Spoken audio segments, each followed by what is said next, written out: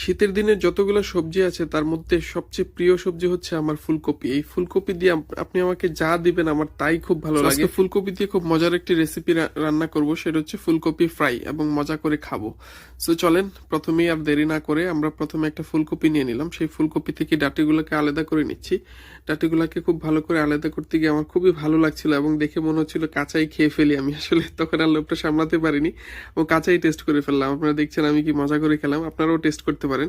যদি একটু একটু আজব লাগে, কিন্তু খুব ভালো লাগে। যাই হোক, ফুলকপিগুলোকে সুন্দর করে টুকরো টুকরো করে কেটে নিলাম এবং সেগুলোকে খুব ভালো করে পানিতে ধুয়ে নিচ্ছি। ফুলকপিগুলোকে কিন্তু খুবই দারুণ লাগছিল আমার কাছে। তো ভালো করে পানি দিয়ে 2-3 বার ধুয়ে নেওয়ার পরে আমি সেটাকে সিদ্ধ করে নেওয়ার জন্য পানিতে একটু গরম পানি আগেই বসিয়ে রেখেছিলাম।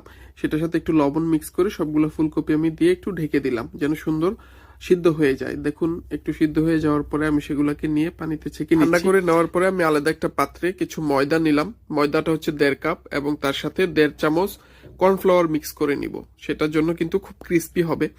তো তার সাথে আমি গরম মশলা মিক্স করে নিচ্ছি।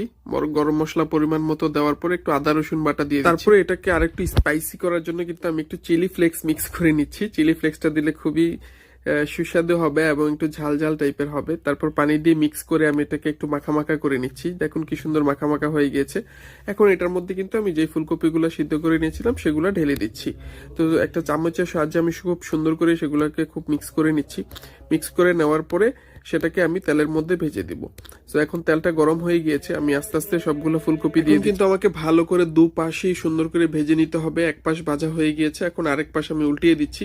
দেখুন সুন্দর কালার আসছে। এখন দেখুন পুরোটা ভাজা হয়ে গিয়েছে। এখন কি সুন্দর লাগছে, ওয়াও, ফ্রেশ একদম, খুবই স্পাইসি এবং সুস্বাদু মনে হচ্ছে, তাই না?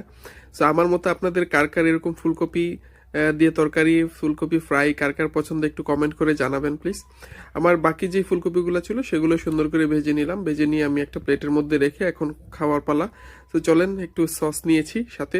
সসের সাথে আমি ফুলকপি ফ্রাইটা খুব মজা করে, যতগুলো ফুলকপি ভেজেছিলাম সবগুলো কিন্তু আমি একাই নিয়ে নিয়েছি এবং সবগুলো একাই খেয়ে ফেলবো আমার এরকম মনে হচ্ছিল, এবং সবগুলো খেয়েছিও বটে।